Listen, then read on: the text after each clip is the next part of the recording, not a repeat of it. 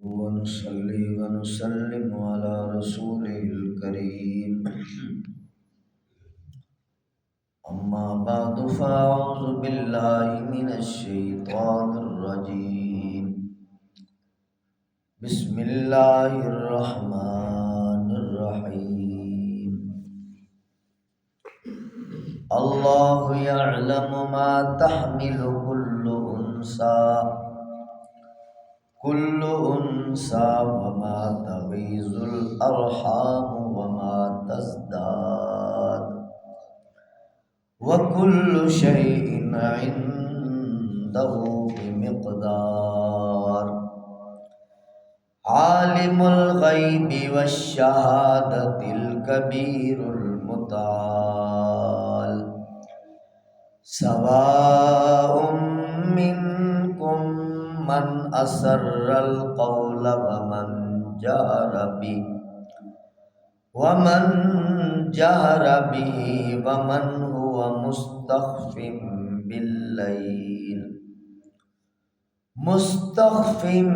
بالليل وسارب بالنهار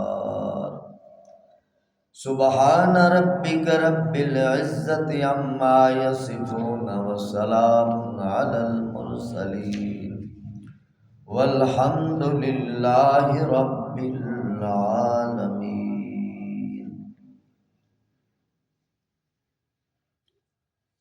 الله يعلم ما تحمل كل أنثى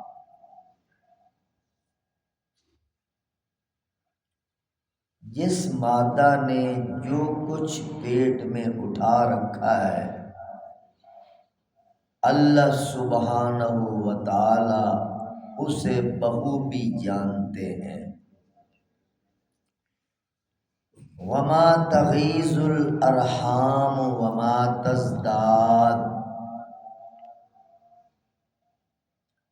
پیٹوں کے بڑھنے اور گھٹنے کو بھی اللہ تعالیٰ خوب جانتے ہیں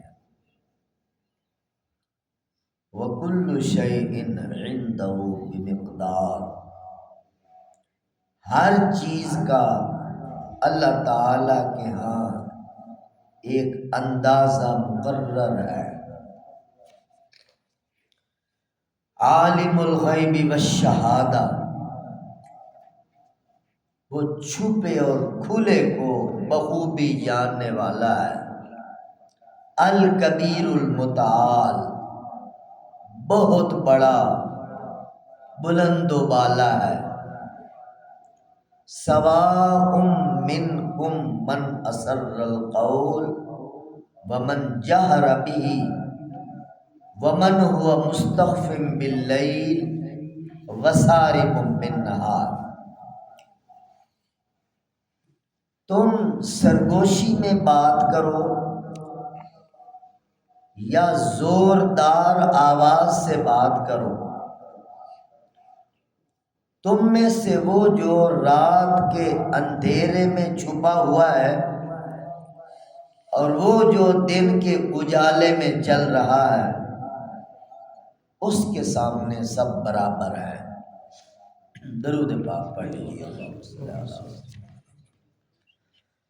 سیدنا مولانا محمد دائما ابدا علی حبیبک خیر جزا اللہ تعالی صلی اللہ علیہ محمد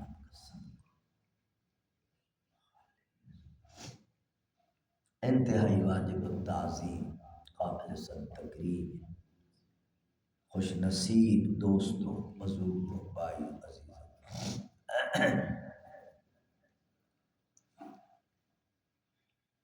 اللہ سبحانہ و تعالی اپنا تعارف کرواتے ہیں اپنی جان پہچان کے دلائل دیتے ہیں اپنے تعارف کے لیے آیات بینات بیان فرماتے ہیں اللہ یعلم ما تحمل کل انثی اللہ فرما رہے ہیں جس مادہ کے پیٹ میں جو کچھ ہے میں اسے جانتا ہوں۔ اب مادہ انسان ہو، حیوان ہو، جنات ہو، پرندے ہوں، درندے ہوں، مچھلیاں ہوں، ما تحمل کل انسا، روئے زمین پر جتنی مخلوقات کی جو جو مادائیں ہیں اور ان کے پیٹوں میں جو کچھ ہے، اللہ فرماتے میں اسے جانتا۔ کتنی بڑی بات ہے۔ 8 ارب تو انسان ہے، پھر حیوان، پھر پرندے، پھر درندے، چھوٹی مخلوق، بڑی مخلوق۔ اللہ اپنے علم محیط کو بیان فرما رہے ہیں۔ اور وما تغیض الارحام وما تزداد، پیٹوں کا بڑھنا اور گھٹنا اللہ فرما رہے ہیں میں اس کو بھی جانتا۔ پیٹ میں کیا ہے اس کو بھی جانتا ہوں، پیٹ کے گھٹنے بڑھنے کو بھی جانتا ہوں۔ جب بچہ ابتدائی مراحل میں ہوتا ہے تو ماؤں کے پیٹ سکڑے ہوتے ہیں، جب انتہائی مراحل میں بچہ ہوتا ہے ماں کے پیٹ میں تو پیٹ بڑا ہوا ہوتا ہے۔ اللہ فرماتے ہیں ما تغیض الارحام وما تزداد، جب سکڑے ہوئے گھٹے ہوئے پیٹ تھے اس وقت بھی مجھے خبر تھی، اور جب بڑے ہوئے پیٹ ہیں اس وقت بھی مجھے خبر ہے۔ اور پھر پیٹ میں بچی ہے، بچہ ہے، دونوں ہیں یا دونوں نہیں ہیں، تام الخلقت ہے یا ناقص الخلقت ہے، اور بدصورت ہے یا خوبصورت ہے، معذور ہیں یا صحیح سالم ہے، ساری باتیں اسی میں آ جاتی ہیں۔ اللہ فرماتے جو کچھ ہے میں اسے جاننے والا ہوں۔ ابتدائی مراحل سے لے کر ماں کے پیٹ کے اندر، ابتدائی مراحل سے لے کر آخری مراحل تک جو ماں کے پیٹ کے اندھیروں میں حضرت انسان کو جاننے والا خدا ہے، کیا جب انسان اس دنیا میں آتا ہے، باہر آتا ہے اور حرکتیں کرتا ہے، کبھی رات کے اندھیرے میں کبھی دن کے اجالے میں، کیا اللہ اس سے بے خبر رہے گا؟ اللہ فرمانا یہ چاہتے ہیں میرے بندے تیرے ابتدائی حالات بھی مجھ سے چھپے ہوئے نہیں، جب تو کوئی قابل ذکر چیز ہی نہ تھا اس وقت کے حالات بھی میری نظر میں ہیں۔ اب تو انسان بن گیا، تو سننے والا، تو بولنے والا، تو دیکھنے والا، تو پکڑنے والا، تو چلنے والا، تو خطابت والا، طلاقت والا، عزت والا، دولت والا، شوکت والا، بڑی بڑی عمارتیں بنانے والا، بڑے بڑے منصوبے بنانے والا، اب تو ظاہر ہو چکا ہے۔ اور تو جب پردہ خفا میں تھا، کوئی قابل ذکر چیز ہی نہ تھا، ہم اس وقت سے تمہیں جاننے والے ہیں اور تیرے ہر حال سے باخبر ہیں۔ اے حضرت انسان، اب ہم کیسے تمہیں بھلا سکتے ہیں یا کیسے بے خبر بے علم رہ سکتے ہیں؟ اللہ فرمانا یہ چاہتے ہیں میرے بندے یہ بات ذہن میں رکھ، کوئی ذات تمہیں ساتھ اندھیروں ساتھ پردوں میں بھی دیکھتے، ہمارا کوئی نیک عمل بھی اس سے چھپا ہوا نہیں اور کوئی برا عمل بھی اس سے چھپا ہوا نہیں۔ کل شیء عنده بمقدار، اللہ کے ہاں ہر چیز کا ایک پیمانہ ہے، ہر چیز کا ایک اندازہ ہے۔ ماں کے پیٹ کے اندر کتنی مدت بچے نے رہنا ہے، 9 ماہ مدت ہے، کبھی 9 ماہ سے پہلے بھی بچے پیدا ہو جاتے ہیں، کبھی 9 ماہ سے بعد بھی بچے پیدا ہو جاتے ہیں۔ تو اور پھر اللہ فرماتے ہیں ہمارا اندازہ مقرر ہے، اس بچے کو زندگی کتنی ملنے والی ہے، اس بچے کو صحت کتنی ملنے والی ہے، اس بچے کی جوانی کتنی رہنے والی ہے، اس بچے پر کتنی بیماریاں اور کتنے مسائل آنے والے ہیں، اور اس کو رزق کتنا ملنے والا ہے۔ عندہ بمقدار، اللہ کے ہر چیز کا اندازہ ہو چکا ہے۔ اب ہم نے کس سال مر جانا ہے، کس مہینے چلے جانا ہے، کس ہفتے جانا ہے، کس دن جانا ہے، کس گھنٹے جانا ہے، کس منٹ، کس لمحے ہماری روح نے پرواز کرنا ہے، عندہ بمقدار، اللہ کو پتہ ہے۔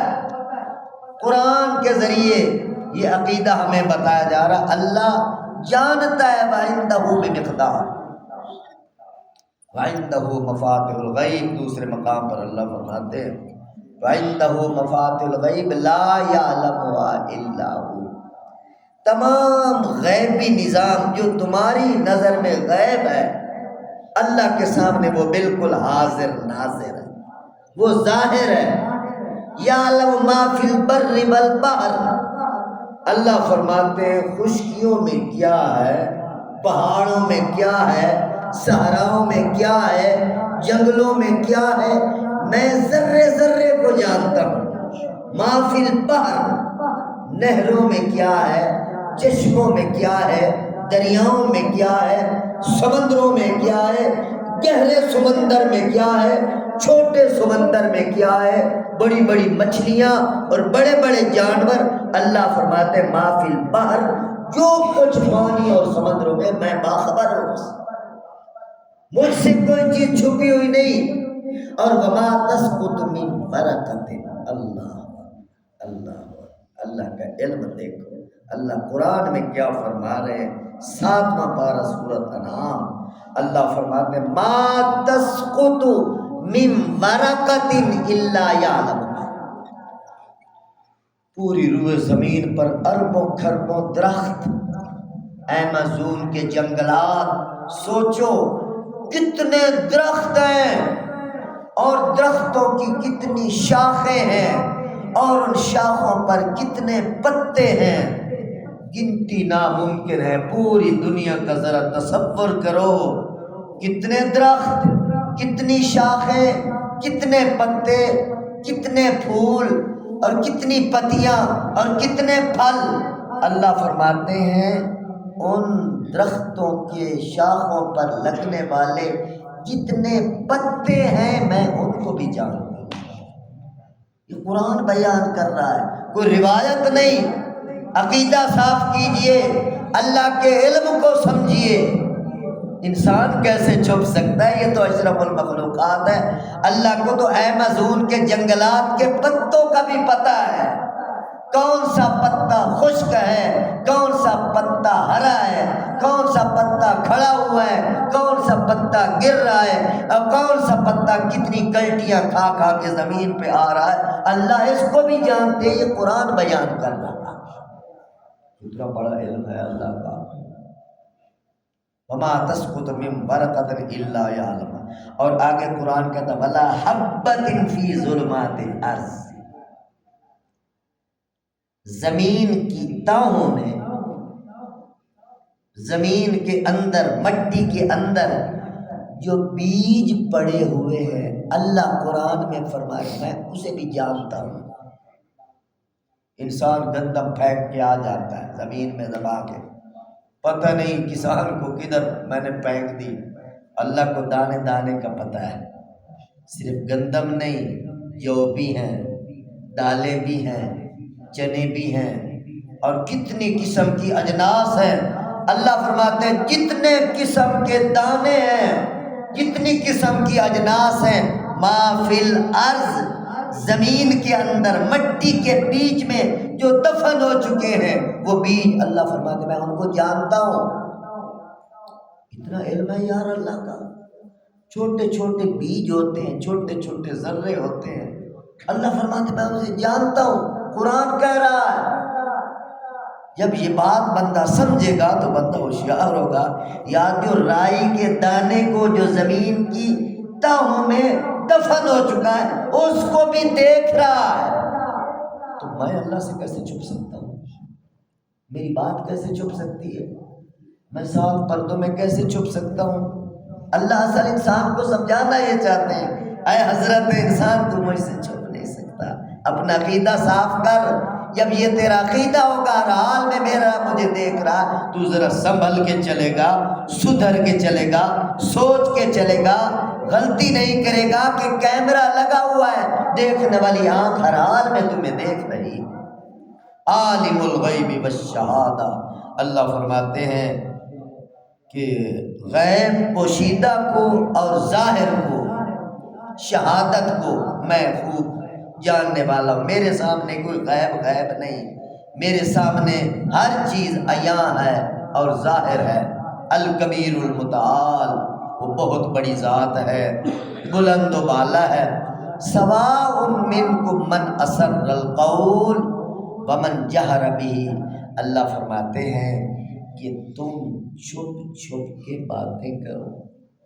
من اسر القول، سرگوشی میں باتیں کرو، چھپ چھپا کے باتیں کرو، آہستہ آہستہ باتیں کرو، یا ومن جہر بہ، کڑاک کے ساتھ، تڑاک کے ساتھ، گرج گرج کے بات کرو۔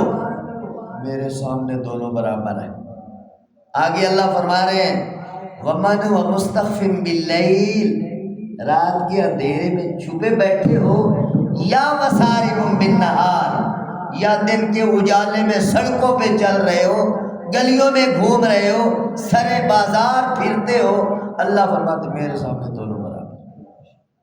رات کی تاریکی میں مستخفٍ باللیل اور وَسَارِبٌ بِالنَّهَارِ، اللہ فرماتے ہیں رات کے اندھیروں میں چھپنے والا اور دن کے اجالوں میں روڈوں پر، سڑکوں پر، چوراہوں پر، چوکوں پر چلنے پھرنے والا میرے سامنے دونوں برابر ہے۔ اللہ جاننے والا ہے۔ اب دیکھو، آج سے 2500 سال پہلے کی بات ہے، بلکہ اب جو میں بات کر رہا ہوں 4000 سال پہلے کی بات ہے۔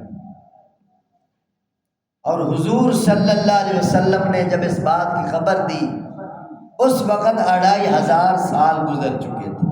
کس بات کو؟ حضرت یوسف علیہ السلام اور زلیخا کی بات۔ بنی اسرائیل کے پیغمبر ہیں یوسف علیہ السلام، 2500 سال پہلے کا واقعہ ہے۔